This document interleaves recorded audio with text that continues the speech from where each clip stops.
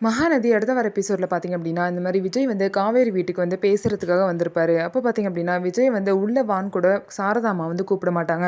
அப்புறம் எல்லாரும் பார்த்தீங்க அப்படின்னா, விஜய் வந்து உள்ள கூப்பிட்டனால விஜய் வந்து வந்துருவாரு. விஜய் உள்ள வந்தோனே பார்த்தீங்க அப்படின்னா, "இங்க எல்லாம் மாறியிருக்கும். எல்லாரும் மாறியிருப்பீங்கன்னு நெனச்சேன். ஆனா இங்க ஒண்ணும் மாறுன மாரி தெரியலையே" அப்படின்னு சொல்லிட்டு விஜய் கேட்பாரு. உடனே சாரதாம்மா வந்து விஜய் கிட்ட பேசுவாங்க.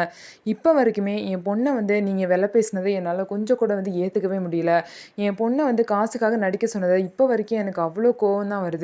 ஆனா, நீங்க அதுக்கப்புறமும் என் பொண்ணுக்காக அவ்வளோ தூரம் அலைஞ்சு, இங்கேயே இருந்து இவ்வளோ விஷயம் பண்ணியிருக்கீங்க. அதெல்லாம் நினைக்கும்போது கொஞ்சம் ஆறுதலா தான் இருக்கு மனசுக்கு. ஆனா, காசுக்கு நடிக்க வந்தவளுக்கு எதுக்காக குழந்தை குடுக்கணும்? இதெல்லாம் ரொம்ப பெரிய பாவம் அப்படின்னு சொல்லிட்டு சாரதாம்மா சொல்லுவாங்க. நாங்க 2 பேரும் உண்மையா புருஷன் பொண்டாட்டியா மனசார வாழ்ந்ததுக்கு அப்புறம் தான் வந்து குழந்தையே வந்துச்சு அப்படின்னு சொல்லிட்டு, விஜய் வந்து நடந்த உண்மை எல்லாமே சொல்லுவாங்க.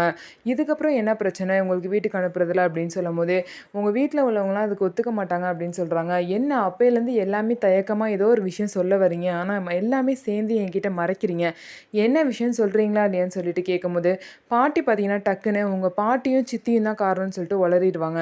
உடனே வந்து பார்த்தீங்கன்னா, எல்லாருமே வந்து பாட்டிய திட்டுவாங்க. எல்லாரும் அமைதியா இருங்க. பாட்டி சொல்லுங்க நீங்க அப்படின்னு சொல்லிட்டு விஜய் கேட்பாங்க. விஜய் பார்த்தீங்க அப்படின்னா கேட்ட உடனே சாரதாமாவே எல்லா விஷயத்தையும் சொல்லிருவாங்க.